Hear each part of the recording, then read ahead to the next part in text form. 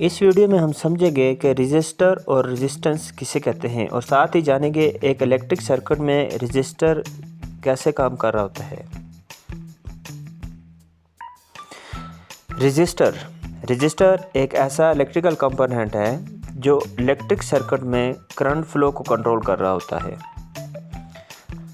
Register हर एक electronic circuit में use हो रहा है और किसी भी इलेक्ट्रिक सर्किट में प्रॉपर वर्क के लिए रजिस्टर एक इंतहाई अहम किरदार अदा कर रहा होता है। आइए हम जानते हैं कि रजिस्टर कैसे काम कर रहा होता है।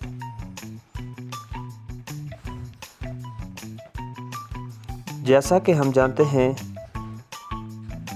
कि किसी भी इलेक्ट्रिक सर्किट में मेटालिक वायर का यूज़ हो रहा होता है। इन मेटालिक वायर में फ्री इलेक्ट्रॉन्स होते हैं।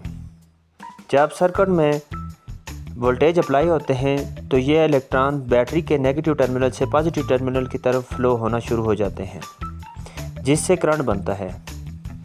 बट ये इलेक्ट्रॉन वायर में स्ट्रेट मूव नहीं कर रहे होते।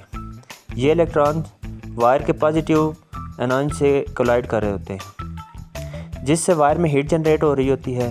बार बार कोलिजन से इलेक्ट्रॉन के फ्लो जो होता है वो स्लो होना शुरू हो जाता है, जिससे हम रेजिस्टेंस कहते हैं। ये रेजिस्टेंस जो होती है वो वायर की क्वालिटी और उसकी बनावट पर मुनसर होती है, जिससे मुख्तलिफ वायर की मुख्तलिफ रेजिस्टेंस होती है।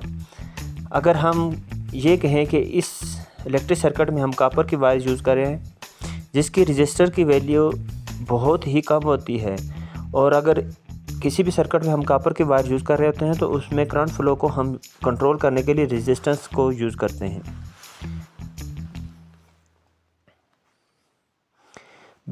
बेसिकली रजिस्टर की डिफरेंट टाइप होती हैं, जैसा कि आपको इसमें नज़र आ रहा है, बट इनका बेसिकली वर्क सबका एक जैसा ही होता है।